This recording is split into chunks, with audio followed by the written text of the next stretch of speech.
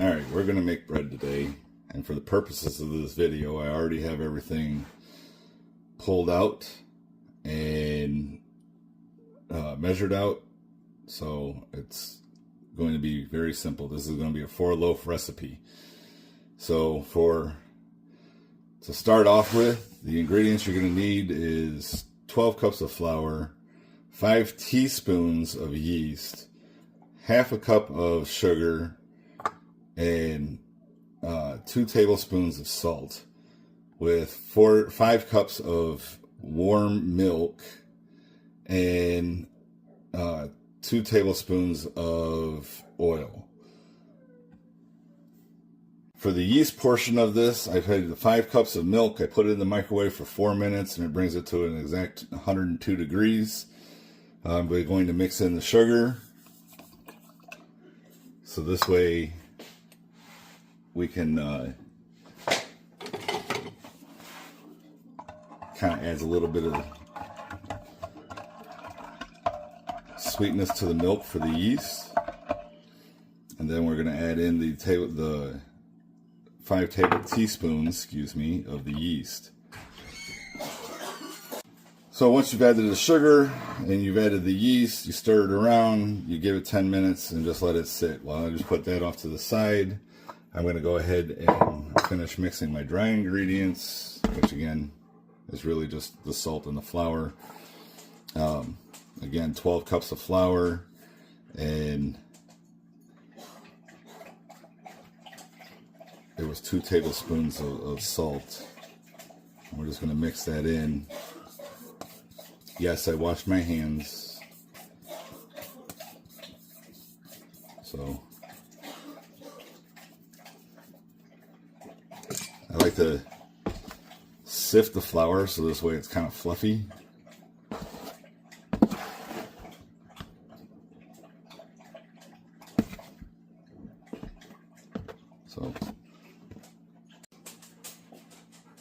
So it's been less than 10 minutes and already my yeast is frothy. So that's kind of what you want it to look like. So if you look from the side, you can see the level of frothiness on the yeast. So once my yeast has the frothiness to it, then I add in the oil.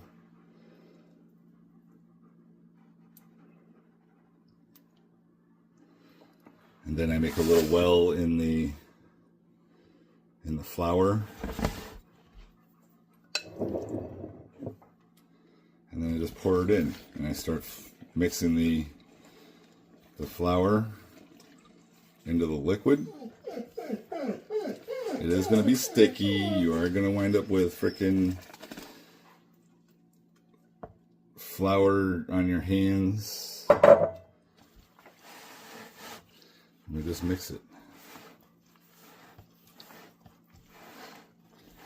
You know, don't be afraid if it feels like it's too wet at the beginning. It'll all mix in eventually. You can see as you start mixing it up, it kind of looks a little crumbly,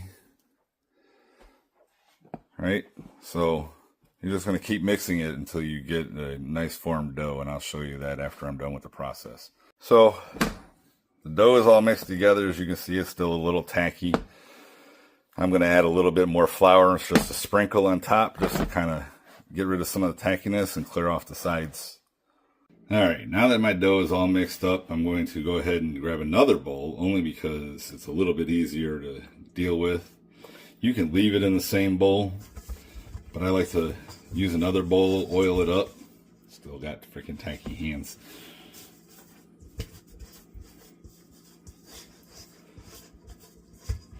Just so this way, when it's in the new bowl, you don't have to deal with it sticking to the original bowl. So I'm going to go ahead and take this.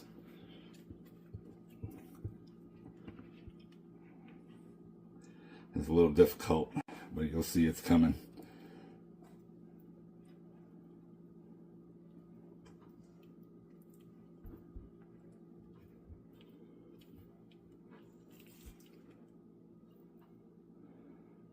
I love it. So Then I'm just going to scrape out the bowl and get as much of the dough out of there as I can. So this way it'll then rest.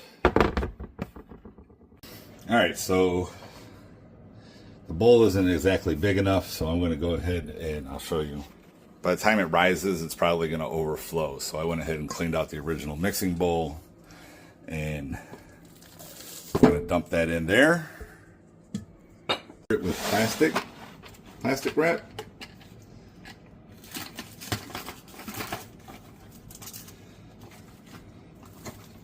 I don't like it. This is for house stuff, right? So I know Costco probably has like large rolls of food grade plastic wrap or whatever. So if you're going to use a bowl this size, I definitely would recommend getting that. Just so this way you don't have to keep fighting the plastic wrap. You can use a towel, but I find that if I put a towel over top of it, then it dries out on top. So I like to use the plastic wrap. And then I'll show you what I do with it. Because my house stays consistently between 73 and 75 degrees, which I find is not exactly ideal. For a typical house, I guess. Some people like it super cold, some people like it warmer. It really all depends on the day of the week for the temperature. So what I do is I turn my oven light on before I get started. Never mind the fact that it's greasy glass. All right, so I haven't cleaned it yet. So then I just put it in there, just like that. All right, so it's been about an hour. I took the plastic wrap off. As you can see, it has risen. We're gonna punch it down. I did wash my hands, but if it makes you feel better, I could wash them again. However, this is what then I dump it out. As you can see, there's quite a bit there. More. There we go. So one of the things we're going to be doing here is we're going to take it and we're just going to keep moving it over. Try and get you guys a better view of this. So I like to mix everything, mix it a little bit better. We'll do this for like, I don't know, till it feels right. Everybody always says, oh, do that for like 5 minutes. But I'll squeeze it.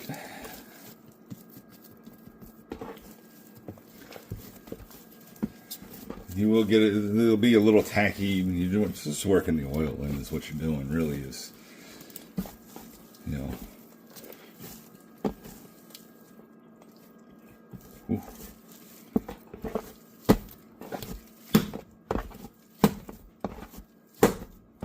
I'm that guy. I like to beat the hell out of my dough.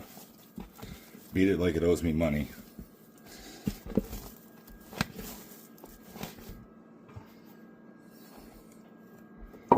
Then we're gonna, we're starting to stick.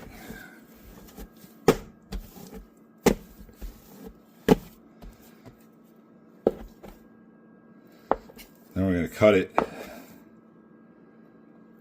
in the sections. And I've got these, they're 5x13 loaf pans.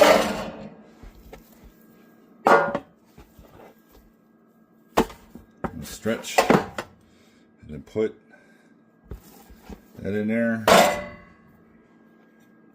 Throw a little extra off of this side. Kind of work that in there. Stretch it.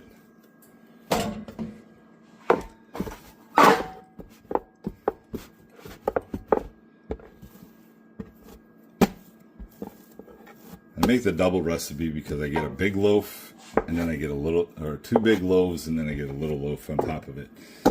So, but I don't grease them. They're, like I said, they're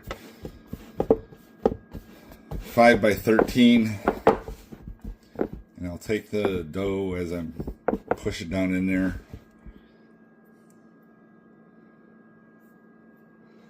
Then cover it back up with the plastic wrap. And once I do that, I'll put it back in the oven with the light on, so this way it can rise. And then we'll bake them and go from there. All right, so the bread has risen. Out of that amount of double recipe, I got 2 5 by 13 loaves, and then 2 like 5 by 6, I think, or whatever they are. Yeah, this one is a little bit smaller. It fell when I pulled the plastic off. So while the oven is heating up, the oven should be at 375, and then I'm going to bake these for 20 to 25 minutes. I like to make sure that it's nice and golden brown, and then we will cut them open a little bit later after they cool off. All right, so here we go. Here's the reveal of the bread.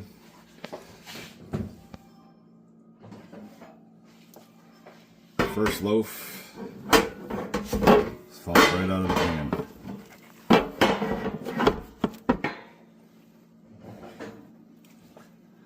Second loaf, again, right out of the pan.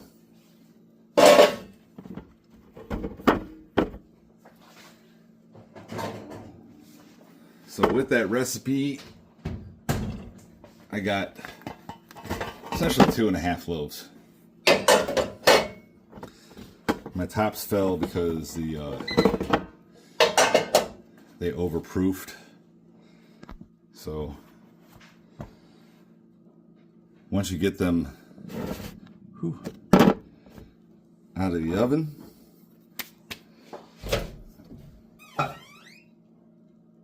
like to brush them down with some hot butter, melted butter, excuse me, not hot butter, melted butter. Doesn't have to be hot, whatever. Just so this way they stay soft. But yeah, when I pulled the plastic wrap off of the loaves, they were stuck to it, so they kind of fell a little bit. So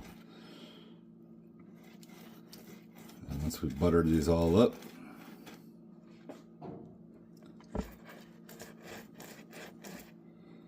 we'll cut into it after they cool off. And then you'll see exactly what we're looking at. So, but until then, we'll be back. All right, I'm not gonna wait any longer. Cut this open to see how bad it got, because it did, like I said, it did overproof. Just cutting the end off. Not too bad. Look at that. And that's one of the mini loaves.